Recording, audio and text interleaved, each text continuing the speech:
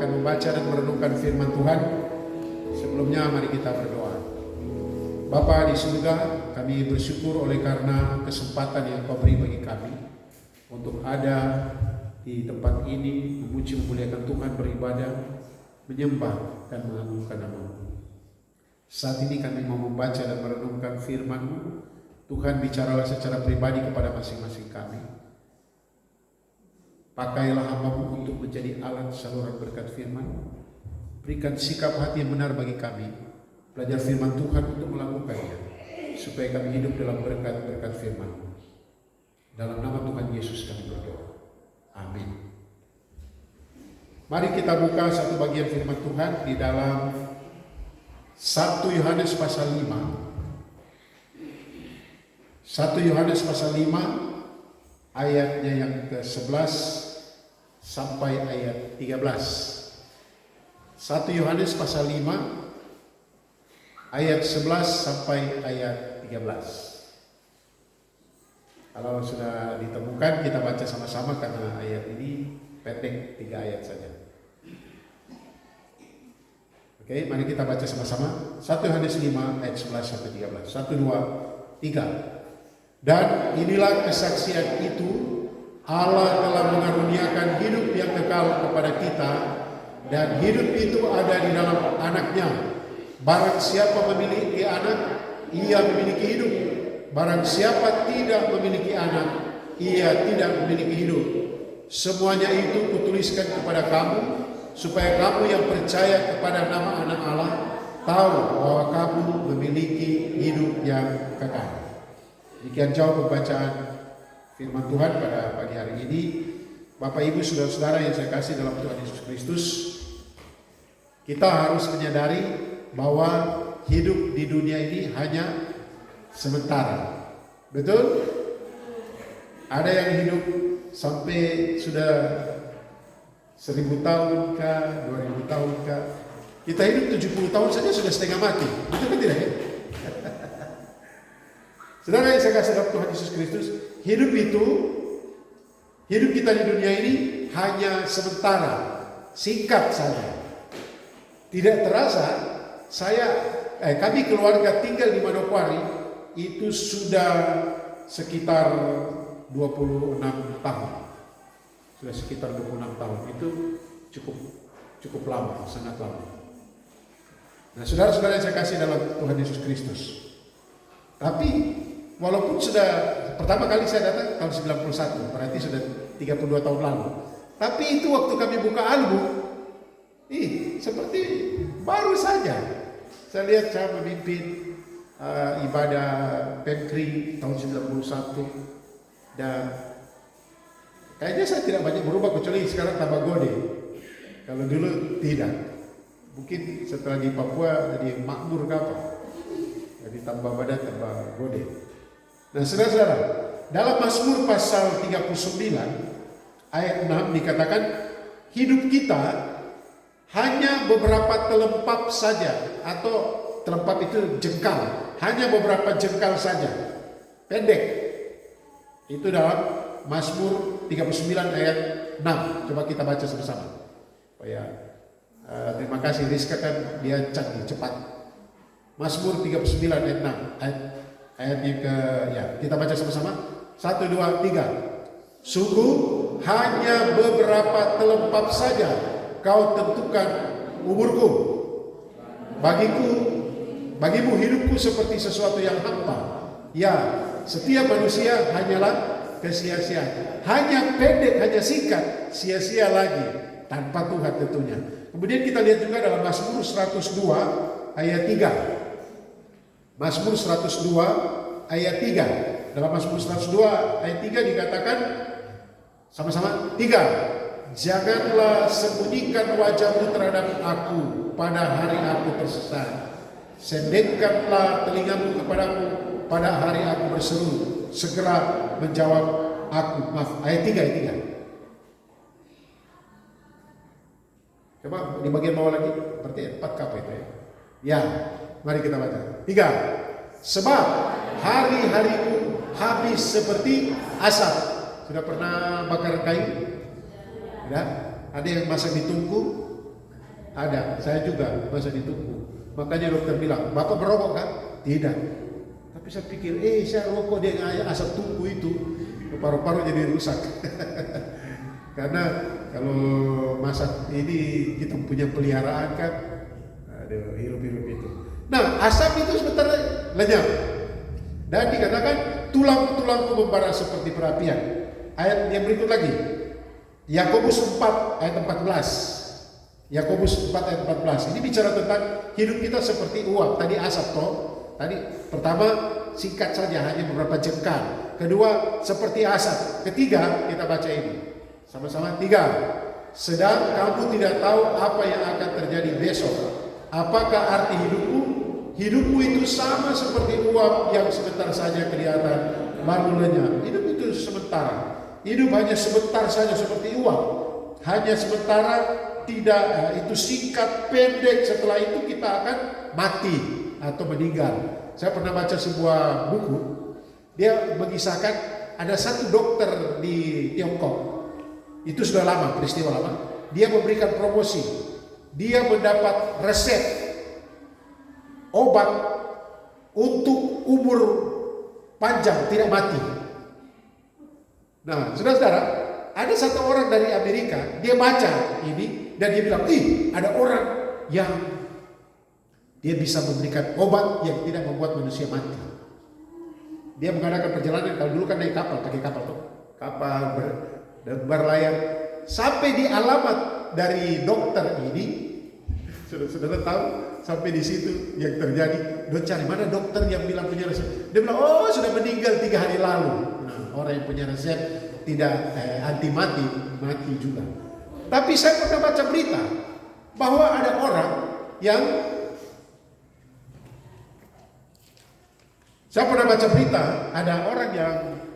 memberikan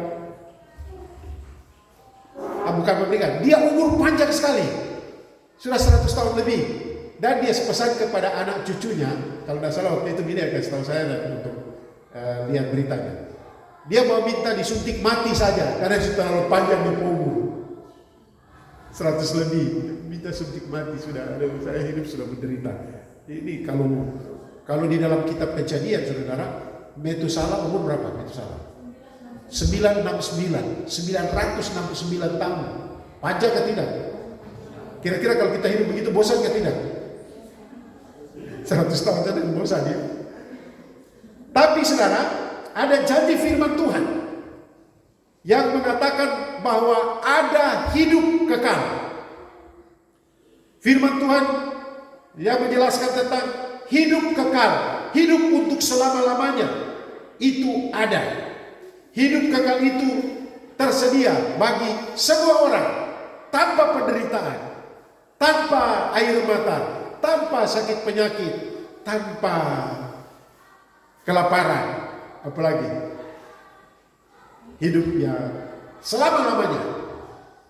Oleh karena itu tema khotbah saya pada saat ini adalah jaminan hidup kekal atau kepastian hidup yang kekal. Saudara-saudara yang saya kasih dalam Tuhan Yesus Kristus, kita harus mengerti. Yang ini agak sulit ya, karena banyak orang misalnya dia beribadah cari Tuhan, dia ada di gereja, tapi ada atau ibadah-ibadah yang lain, tapi saudara-saudara dia tidak berpikir tentang kehidupan setelah kematian di selama-lamanya. Dia hanya pikir tentang sekarang. Kalau boleh Tuhan saya bebas dari penyakit, kalau boleh Tuhan saya bebas dari pergumulan masalah ekonomi. Cukup semua. Itu orang berpikir seperti itu. Padahal itu hidup cuma sementara. Kalau pepatah Jawa bilang, hidup itu cuma seperti mampir minum saja. Ada perjalanan. Tetapi seperti tema saya, jaminan hidup kekal, kepastian hidup kekal. Kita harus mengerti, kita harus menyadari, dan kita harus menerima jaminan hidup kekal itu. Kita harus mengerti, kita harus menyadari dan menerima kepastian hidup kekal itu. Saudara-saudara yang saya kasih Tuhan, pertanyaannya, apa yang harus kita mengerti, apa yang harus kita sadari, apa yang harus kita terima tentang jaminan hidup yang kekal? Apa yang harus kita mengerti, apa yang harus kita sadari, apa yang harus kita terima? Nah, bertitik tolak dari 1 Yohanes pasalnya yang kelima 11-13, kita akan mempelajari 3 hal penting yang berkaitan dengan hidup kekal atau jaminan. Kalau bilang jaminan itu berarti pasti ya. Jaminan itu pasti. Mari kita lihat yang pertama, ayat 11 bagian A. Sama-sama baca 1 Yohanes pasal 5 ayat 11 bagian A atau yang bagian atas. Sama-sama baca. 1, 2, 3. Dan inilah kesaksian itu, Allah telah mengaruniakan hidup yang kekal kepada kita. Stop.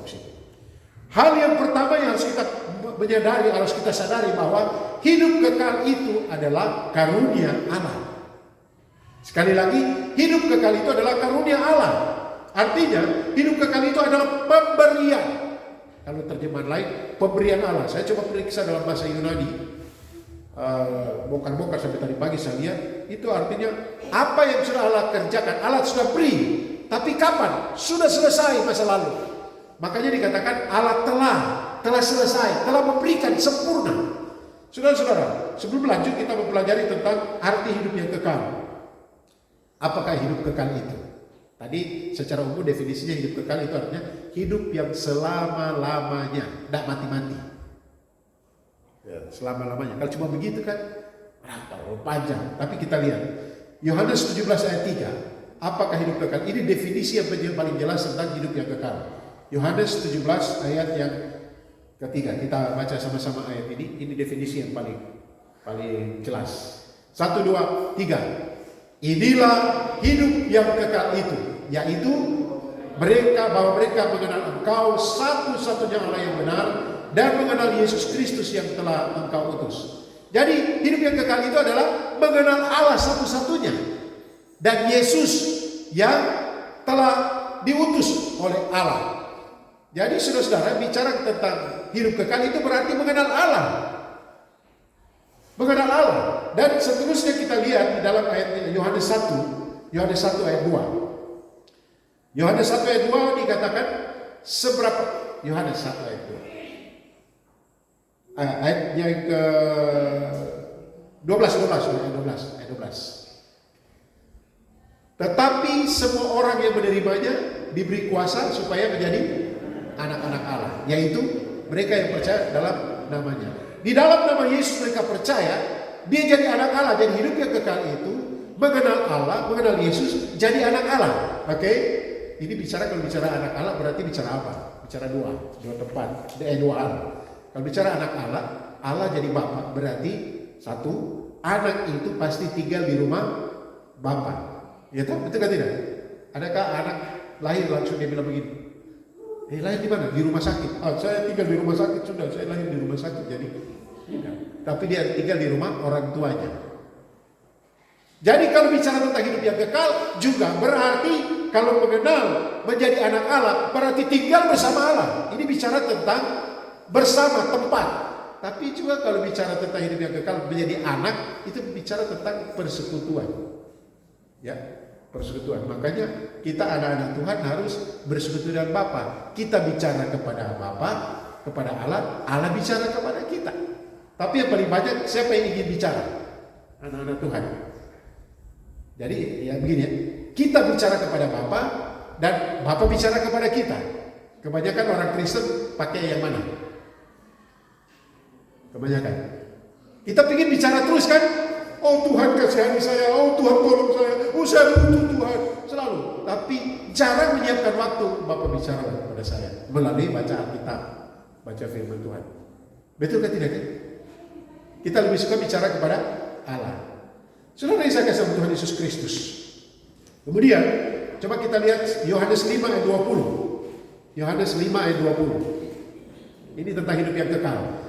Sama-sama baca 1, 2, 3. Sebab Bapa mengasihi anak dan ia menunjukkan kepadanya segala sesuatu yang dikerjakannya sendiri. Bahkan ia menunjukkan kepadanya pekerjaan-pekerjaan yang lebih besar daripada pekerjaan-pekerjaan itu. Sehingga kamu menjadi heran. Jadi saudara, kemudian dijelaskan juga dalam bagian Alkitab ini, siapakah hidup yang kekal? Yesus Kristus sendiri. Yesus sendiri. Hidup kekal berarti kalau kita simpulkan adalah persekutuan dengan Allah selama-lamanya. Persekutuan dengan Bapa selama-lamanya. Dari masih di dunia ini, kemudian mati, dibangkitkan lagi dan hidup bersama Bapa selama-lamanya. Itu artinya hidup yang kekal. Jadi jangan kita bicara begini, saya kalau percaya Yesus mati masuk surga. Bukan itu intinya, bukan. Intinya percaya Yesus, kita bersekutu dengan Allah lagi, jadi anak Allah. Kalau jadi anak Allah sejak kapan? Apakah setelah mati? Tidak. Pada waktu Bapak Ibu Saudara bertobat menerima Yesus, saat itu jadi anak Allah. Karena itu bangun hubungan pribadi dengan Allah, nikmati Tuhan setiap hari. Di tengah persoalan, pergumulan, di tengah sukacita, nikmati Allah. Bahkan ada orang tertentu mungkin jenis-jenis seperti saya, harus Tuhan izinkan dengan pergumulan kesehatan. Sehingga dengan itu saya akan terus, Tuhan tolong saya, Bapak ini pegang tanganku. Makanya ada lagu-lagu yang luar biasa. Peganglah tanganku Roh Kudus. Kapan? Setiap hari. Apalagi? Ku tak dapat jalan sendiri. Sampai situ lagi. Kemudian ada lagu apa? Tiap langkahku diatur oleh Tuhan. Saudara, ini memang puji-pujian sebenarnya menggambarkan. Bahkan Fanny Crosby dia menjelaskan, berbantal batu pun ku mau rebah. Ini dia bicara tentang peristiwa Yakub yang melarikan diri dari Esau ketakutan. Akhirnya dia lari dan dia tidur, dia pakai bantal batu. Kemudian dia mimpi ada tangga sampai di surga kan, Betel. Dan dia bilang Allah hadir di sini, ini rumah Allah. Saudara, itulah yang disebut hidup yang kekal, adalah persekutuan dengan Allah dari sejak bertobat. Kemudian terus menikmati Tuhan sampai Tuhan panggil. Nah itu yang lebih nyata lagi. Ketika Tuhan panggil, makanya kita disebut pulang ke rumah Bapa. Kalau orang belum bertobat tidak terima Yesus, apakah ketika meninggal kita bilang telah pulang ke rumah Bapa? Enggak, di rumah Bapa dia itu. Karena bagian nanti kita akan lihat, bagian lain mengatakan Yesus berkata, di luar aku kamu tidak bisa buat apa-apa. Makanya juga dikatakan orang yang mati di dalam Tuhan itu adalah berharga, karena sekarang dia kembali ke rumah Bapa. Saudara-saudara, kayaknya keyakinan di dalam firman Tuhan yang kita baca ini yang paling tegas, tidak ada ragu-ragu. Itu keselamatan adalah anugerah Allah. Ya, hidup yang kekal itu adalah karunia Allah. Dikatakan persekutuan Allah ini karunia, sifatnya sudah diberikan oleh Allah, tapi sifatnya menyediakan. Tersedia untuk siapa? Untuk semua orang, bukan hanya orang Kristen. Orang Kristen kan itu cuma Yesus tidak membawa agama ke dalam dunia. Tapi ketika orang percaya Yesus yang sudah mati dan bangkit naik surga, dan ketika waktu itu orang percaya, orang-orang kafir atau orang-orang yang tidak percaya Tuhan bilang, itu Kristen, itu pengikut Kristus. Jadi itu label yang diberikan manusia kepada pengikut Yesus. Yesus tidak bilang aku mendirikan agama Kristen, tidak ada. Yesus datang untuk memberikan kepada kita jaminan keselamatan kalau kita percaya. Jadi sifatnya menyediakan, karunia, pemberian. Allah yang memberikan, bukan karena usaha kita. Saudara yang saya kasih di dalam Tuhan Yesus Kristus, mengapa penting sekali? Ini oleh karena apa? Seringkali kita datang di gereja, kemudian kita kurang menyadari bahwa keselamatan itu karunia pemberian Allah, anugerah Allah. Bapak Ibu saudara-saudara yang saya kasih dalam Tuhan Yesus Kristus, kalau kita diselamatkan itu karena Allah yang berikan. Bilang kiri kanan, keselamatan itu pemberian Allah. Hidup yang kekal itu karunia Allah. Amin. Itu bukan kita usaha sendiri. Itu yang pertama.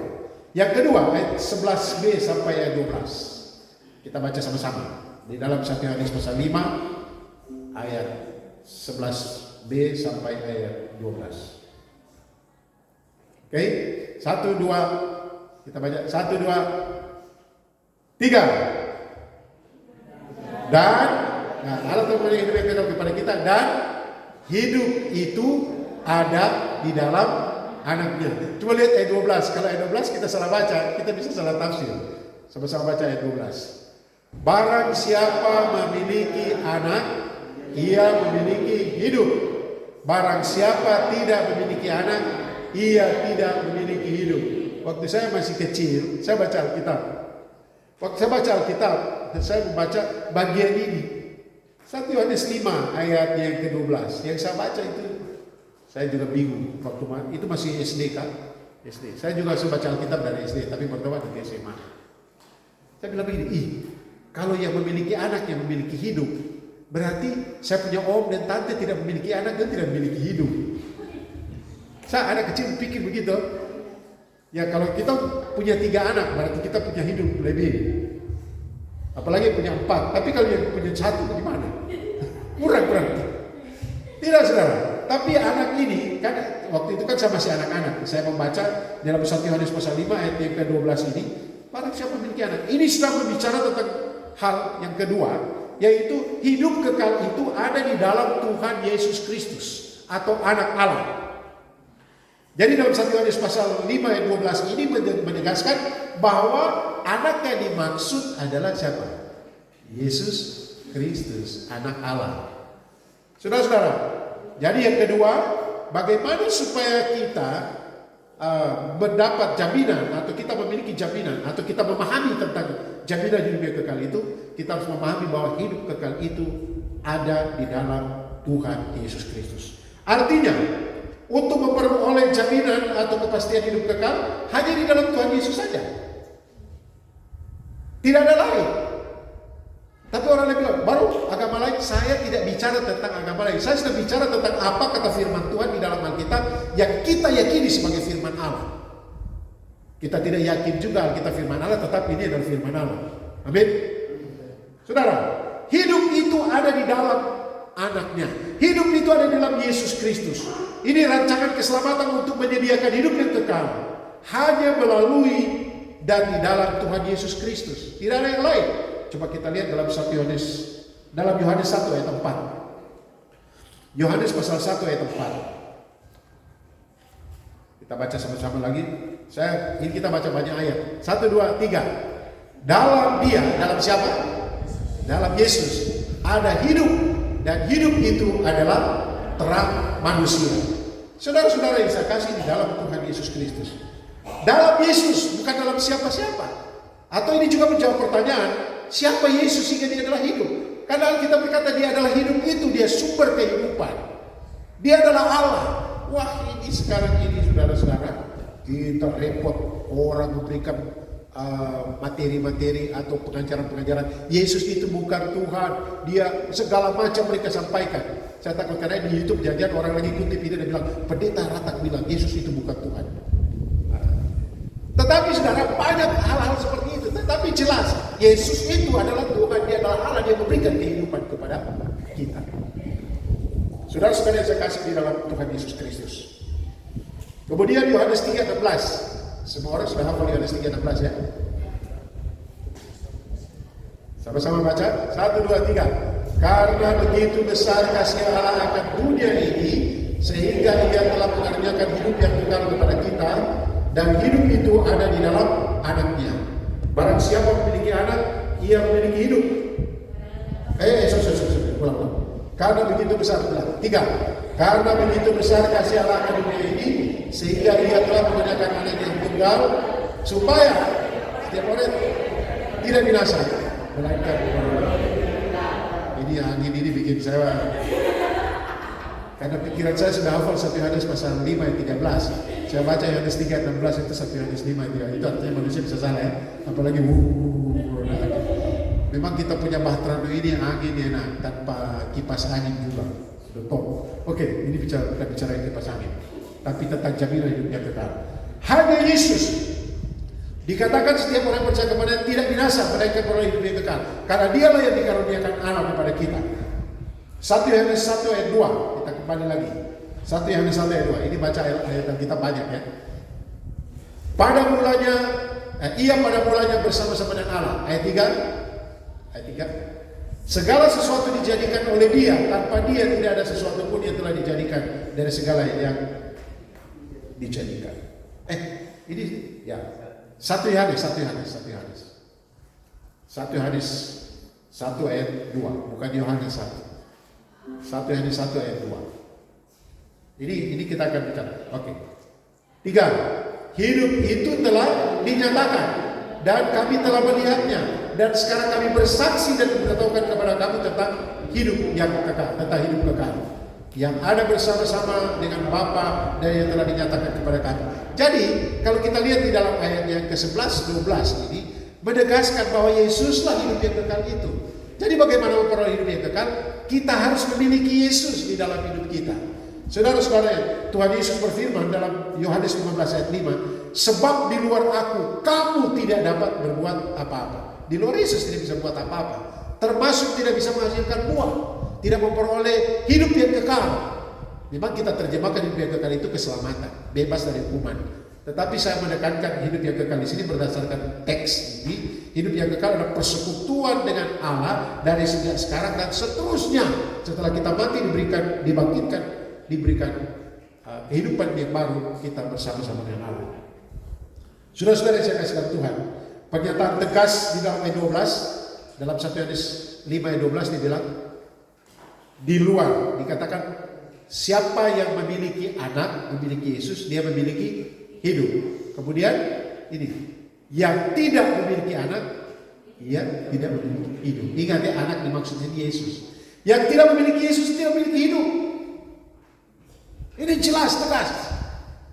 Jadi jangan kita berkata seperti ini, tapi dia Bapak orang baik. Ingat, kita diselamatkan bukan karena kita baik. Efesus 2 ayat 8-9 bilang, sebab karena kasih karunia kamu diselamatkan oleh iman. Itu bukan hasil perbuatanmu, tapi pemberian Allah. Itu bukan hasil pekerjaanmu. Jangan ada orang yang membanggakan diri. Ayat 10 bilang, karena kita ini buatan Allah, diciptakan dalam Kristus Yesus untuk melakukan pekerjaan baik. Jadi kita percaya menerima Yesus sebagai Tuhan dan Juru Selamat pribadi, diberi hidup yang kekal. Setelah itu kita melakukan pekerjaan baik, karena itu dirancangkan Allah untuk kita menjadi saksi. Saudara-saudara yang saya kasih di dalam Tuhan Yesus Kristus, ingat baik-baik, di luar Yesus tidak ada kehidupan kekal. Di luar Yesus, di luar Yesus tidak ada keselamatan. Ini firman Tuhan dikatakan. Yang ketiga, kita harus lihat baik-baik, ini ada kepastian. Ayat 13. Semuanya itu kutuliskan kepada kamu, semua yang di atas, yaitu kesaksian tentang Yesus yang adalah anak Allah dan kita harus menerima dia. Kutuliskan kepada kamu, tujuannya apa? Supaya kamu yang percaya kepada nama anak Allah tahu bahwa kamu memiliki hidup yang kekal. Yang ketiga, jaminan hidup yang kekal, hal penting yang harus kita ketahui dan harus kita terima adalah bahwa hidup kekal itu adalah pasti. Hidup kekal itu adalah pasti, dijamin. Bukan semoga, bukan mudah-mudahan. Ya. Saudara yang saya kasih Tuhan, kata yang digunakan di sini adalah supaya kami yang percaya kepada nama anak Allah tahu. Kata tahu ini diambil dari istilah Yunani oida. Nah, di dalam bahasa Yunani ada dua kata tahu. Pertama kata ginosko. Ginosko ini tahu karena mata melihat. Karena kita lihat. Tahu karena kita dengar. Ya, tahu karena kita kecap. Tahu karena kita merasakan. Ya. Berkaitan dengan panca indera. Tetapi kata oida itu lebih kepada tahu, sangat tahu, sedalam-dalamnya tahu. Pada waktu Tuhan Yesus bercakap dengan Petrus, Yesus bertanya begini, Simon anak Yohanes, apakah kau mengasihi aku? Simon jawab apa? Benar Tuhan, engkau tahu. Nah, engkau tahu bahwa aku mengasihi engkau. Kata engkau tahu itu dari kata Yunani yang sama, oida. Engkau tahu hatiku sedalam-dalamnya bahwa aku mengasihi engkau. Nah, kata itu digunakan dalam 1 Yohanes 5 ayat 13. Supaya kami yang percaya kepada nama anak Allah sungguh-sungguh amat sangat tahu sekali. Ada bahasa Indonesia begitu kan? Kamu harus sungguh-sungguh amat sangat tahu sekali bahwa kamu memiliki hidup yang kekal. Makanya saya ulangi, hidup yang kekal itu bukan nanti kita dapat setelah kita mati. Tidak. Surga ya. Tapi hidup yang kekal adalah sejak kita ambil keputusan, saya mau bertobat, meninggalkan dosa-dosa, ampuni saya Tuhan, saya buka hati saya, terima engkau dalam hati saya. Sejak saat itu kita diberi hidup yang kekal, dikaruniakan hidup yang kekal. Memang Tuhan siapkan untuk semua, tapi yang menerima saja. Kita mendapat persekutuan yang indah dengan Tuhan. Saudara yang saya kasih dalam Tuhan Yesus Kristus, Itulah hidup yang kekal. Jadi kita harus mengerti dan menyadari menerima jaminan hidup yang kekal. Kita harus mengerti dan menyadari dan menerima kepastian hidup yang kekal. Dari 1 Yohanes 5:11-13 ada 3 hal penting berkaitan dengan jaminan dan kepastian keselamatan. Pertama, hidup kekal itu adalah karunia Allah, pemberian Allah, supaya jangan ada orang yang memegahkan diri, sombong, wah saya bisa. Tidak, itu Allah yang kasih. Yang kedua, karena hidup kekal itu ada di dalam Tuhan Yesus Kristus. Yang kita harus tahu, kita harus sadari, kita harus mengerti, kita harus terima. Hidup yang kekal itu ada di dalam Tuhan Yesus Kristus. Hanya di dalam Yesus, hanya Yesus saja. Yang ketiga, hidup yang kekal itu pasti. Terjamin, bukan mudah-mudahan, bukan semoga, tetapi pasti. Bagi orang yang sungguh-sungguh percaya kepada Yesus Kristus. Amin. Mari kita berdoa. Terima kasih Tuhan. Kami mengucap syukur untuk kesempatan yang Kau beri bagi kami. Belajar dari firman-Mu tentang hidup yang kekal. Terima kasih Tuhan Yesus, kerelaan menderita sengsara dan kasih ganti kami. Terima kasih Roh Kudus yang juga merupakan jaminan bagi kami, memeteraikan kami untuk memperoleh kepastian keselamatan itu. Dan memang keselamatan itu pasti terjamin oleh karena pengorbanan Tuhan Yesus di kayu salib bagi kami sekalian. Kami mengucap syukur untuk firman. Tolonglah kami ya Tuhan untuk terus menyadari, mengerti dan sungguh-sungguh meyakini apa yang dikatakan oleh firman-Mu ini, sehingga kami tidak ragu-ragu lagi, tidak khawatir tentang masa depan kami setelah kematian. Mengucap syukur juga persekutuan yang indah yang Tuhan beri bagi kami. Allah pencipta menjadi Bapa kami dan kami menjadi anak-anak, sehingga kami peroleh hidup yang kekal itu sejak kami masih ada sekarang ini dan selalu terus sampai Tuhan datang kembali dan benar-benar kami bersama dengan Engkau. Tempat yang sudah Kau sediakan bagi kami. Terima kasih untuk firman-Mu dalam nama Yesus. Amin. Saya kembalikan kepada pembicara.